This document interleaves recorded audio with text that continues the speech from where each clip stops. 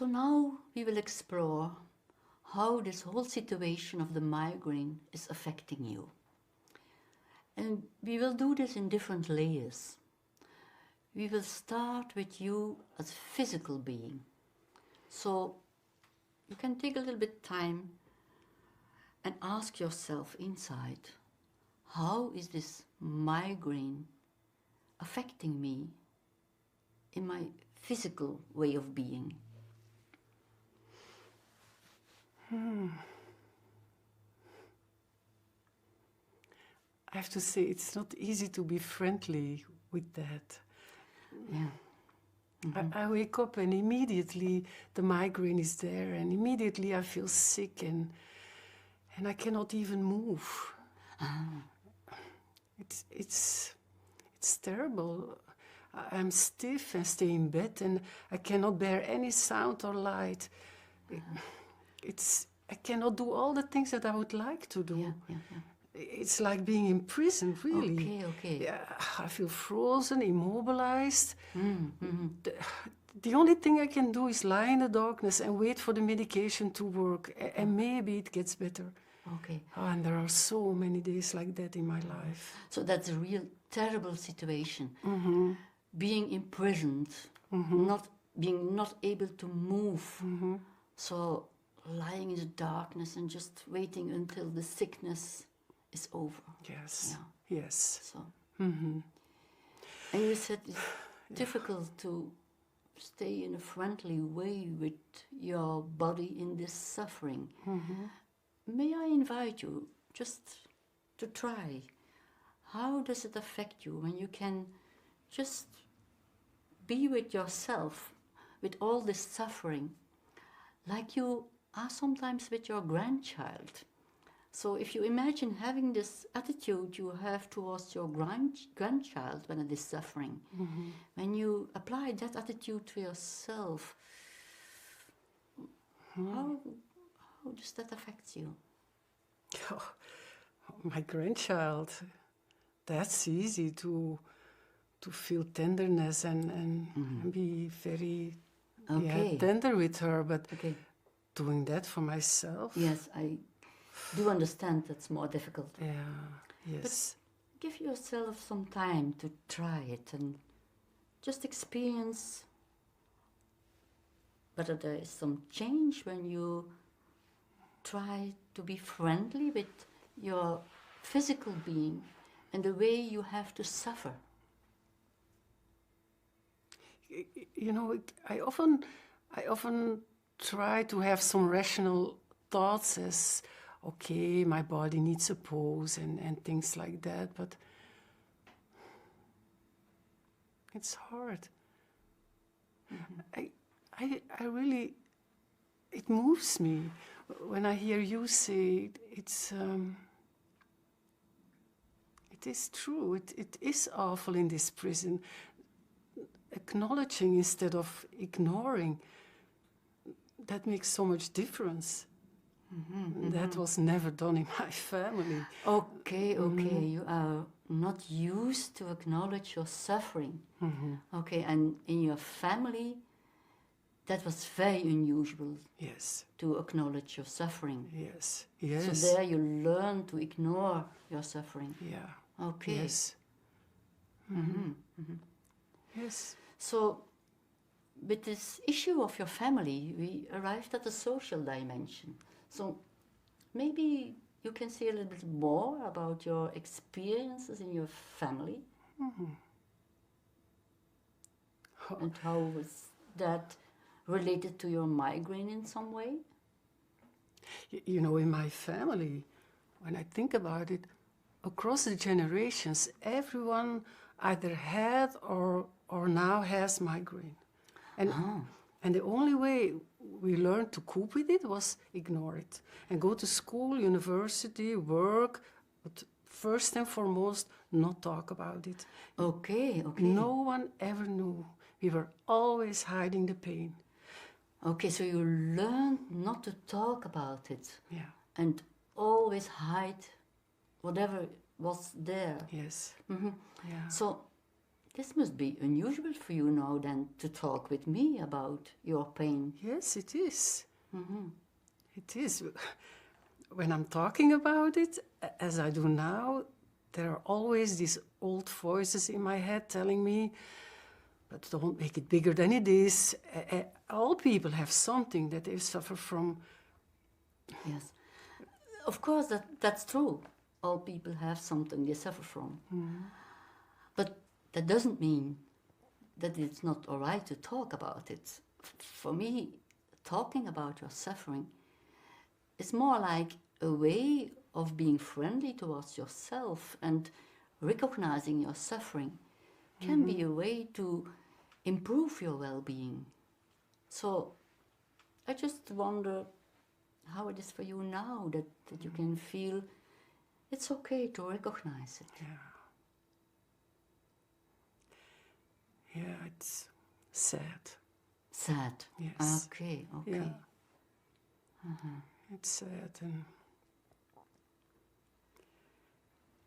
I'm really not used to talk about these things, and and I also feel shame. Okay. So with these feelings of sadness, shame, we arrive in the personal dimensions. So I was wondering, your personal feelings around this whole situation of the migraine. You mentioned already your sadness, your shame. Are there more of your personal feelings that are connected to this situation of the migraine?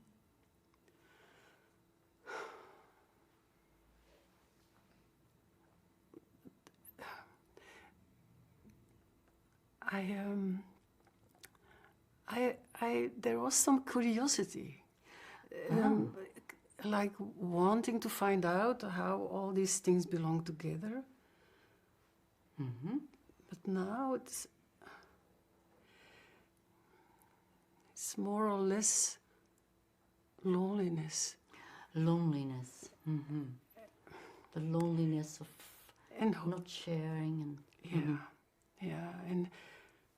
and hopelessness. Hopelessness, yes. hopelessness also. Yeah. And you also said your curiosity and hopelessness. I was wondering, is there some connection between your curiosity, your hopelessness, or what? In what way does the migraine take away your hope? You know, I always hope for something from the outside to come and take away the pain, or that it just simply will go away overnight. Of course, you hope that there is something that can help you and that it will stop the suffering. Yeah. But you say you are always looking at the outside. Yeah, and I know it's naive, but that's what I do. I always put trust in something outside me, and and that then I end up disappointed or deceived. I never put trust in myself.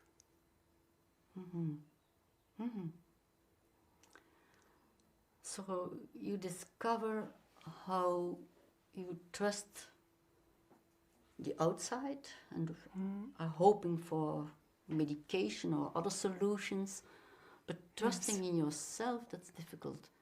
I wonder, what could help you to really trust? You are looking as if this is a strange question. Yeah, my first idea is I don't know. I really don't know. Okay, but it's good to take your time and ask inside.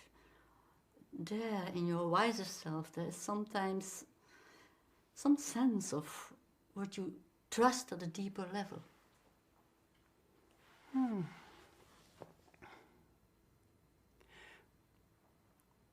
Then I think of nature. Nature? Yes, like trusting that the seasons in nature have an order. Like it's easy to trust that after the winter, the spring will come. So you experience an order in nature that is bigger than your life. Okay. And that's something you trust. I was wondering, is that related to your hope? Well, it goes together with the question, where is my place in all this? So, when I stay with the order of life, what could come for me now in the autumn of my life? Oh, that's a nice question. What could come for you now in the autumn of your life? Yeah. Yeah. As if that opens up some new perspective, or Yes, it's like a relief. oh, It opens up a new approach to hope for me. okay. Like confidence in nature and belonging to a bigger order. So if you take now a little bit more time to feel, how does that affect you when you just think of this order in nature and an order that's bigger than you, but at the same time you seem to be part of that order in nature. So how does that affect you? It fills me up with peace. Peace. You can feel peace in that. Yes. Yes. That's an important spiritual emotion. So we arrived in the spiritual dimension very naturally. Yes. Thank you for sharing and for opening up yourself to this new experience and giving yourself this new perspective that is very different from where you started by being imprisoned. Yes, it was. It is. It is. And thank you for this meeting. It really was meaningful and important to me to let a little bit of my feelings, allow it to be seen and to be witnessed. I see. Yes. I see. Thank you. Because that was very different from what you have always experienced in the past. Yes, indeed. It is. Thank you very much. You're welcome.